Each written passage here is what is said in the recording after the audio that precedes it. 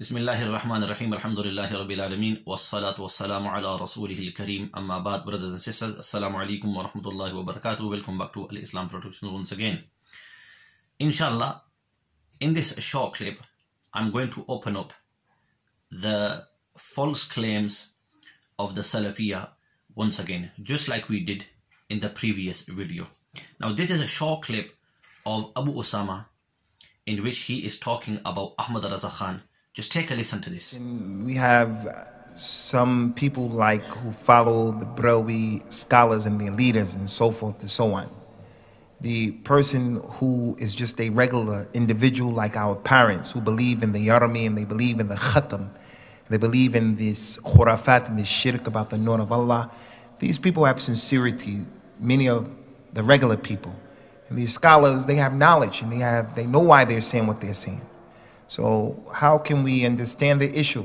First of all, akhi, many of the people who are the imams and their leaders, they don't have knowledge. Ahmed Brawi himself, in the things that he wrote, the great sheikh from Pakistan who was murdered, and we ask Allah for him the shahada, Ihsan Ilahi Dhahir, rahimahullah ta'ala, he exposed the aqidah of what they believe in, that all a person has to do is just to go open-mindedly and to read what he said in terms of his refutation. Ahmed Brawi didn't have knowledge.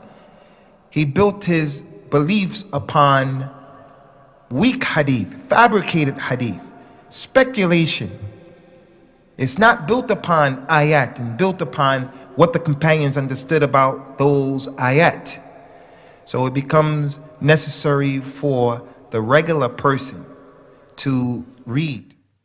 Now you can see here that Abu Osama is speaking about the Brelviya sect, and specifically the leader and the founder of the Brelviya sect, Ahmad Raza Khan.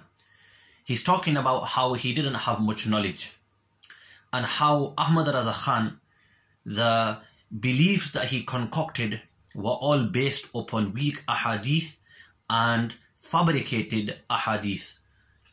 So, and then he goes on to say that his beliefs were made from speculation, etc., etc. And they weren't built from verses of the Quran and the understanding of the companions and how the companions understood those verses. Now, my brothers, when you watch this and when you watch this individual, what impression do you get? You get the impression that, wow, well then this guy who is refuting Ahmad Raza Khan must be solid in his knowledge. He must be well grounded in his knowledge. And his aqidah must be built upon the Quran and the Sunnah and the understanding of the companions and the Salaf al-Salihin of this ummah. This is the impression you get, right? This is what anybody would get. And this is the impression they try to give people. And this is what I want to point out to yourselves, that do not be fooled by this. Because this is what the Salafiyah are all about. They love giving the impression that we are upon the Quran and we are upon the Sunnah. They love giving the impression that according to us, it's nothing more than Quran, Sunnah, and the understanding of the Salaf. And anything else or everything else is bid'ah and is shirk and is kufr and you're off the manhaj, etc. Fula. See, this is the impression that these people give. And this is the impression, unfortunately, the laymen take. But from my previous video, where I showed you Uthaymeen claiming and announcing a consensus of the ummah from the time of the Prophet ﷺ until today. Yet you had people like Imam Dhahabi and you had people like Ibn Hajar who had refuted these claims. How could there have ever been an ijma?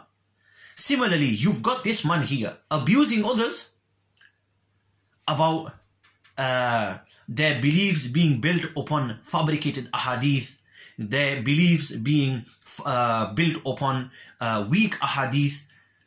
Yet, this is the same man who has the audacity to establish the attributes of Allah subhanahu wa ta'ala through qiyas, analogy. So Ahmad Raza Khan is bad and has no knowledge because his are based upon weak ahadith.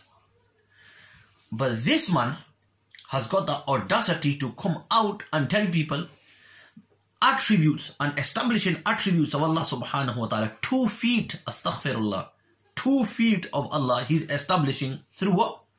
Through weak hadith? No. Through fabricated hadith? No. Through an authentic hadith? No.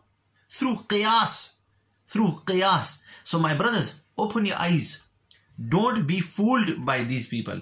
They love giving the impression that everybody is upon falsehood.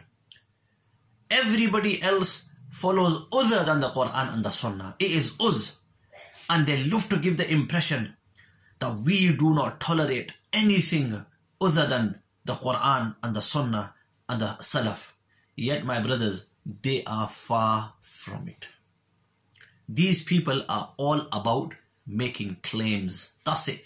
According to these people, it is as far as I claim. When it comes to evidence, ask them, you've claimed ijma. Where is the ijma? You are proving attributes of Allah through qiyas. Where is the evidence for these?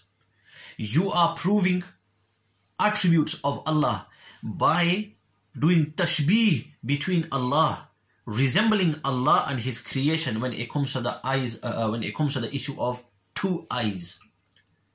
So be very, very careful. Now just have a look at this video. Inshallah, we're going to end with this video. This same man who you've just seen with so much confidence and so much passion, refuting others for their beliefs not being founded in the Quran and the Sunnah, just listen to him. Wa akhiru da'wana alhamdulillahi rabbil alameen. The human being having 2 of something is a sign of completeness. Then, if it's complete for the human being, when it comes to Allah subhanahu wa ta'ala, if it's a characteristic of completeness in the human being, then Allah deserves the right more than anyone to have that attribute attributed to Him in that full manner, like the foot of Allah. The narration brings that Allah will put His foot over the hellfire. If a human being has only 1 foot, something happened to his other foot, then this is a sign of deficiency in that human being. Doesn't mean he's bad, but he's not complete. People want to look at him as being someone who lost a vital part of his body. So the narrations about the foot of Allah comes in the singular form. So do we establish that Allah only has 1 foot? Or am I saying no?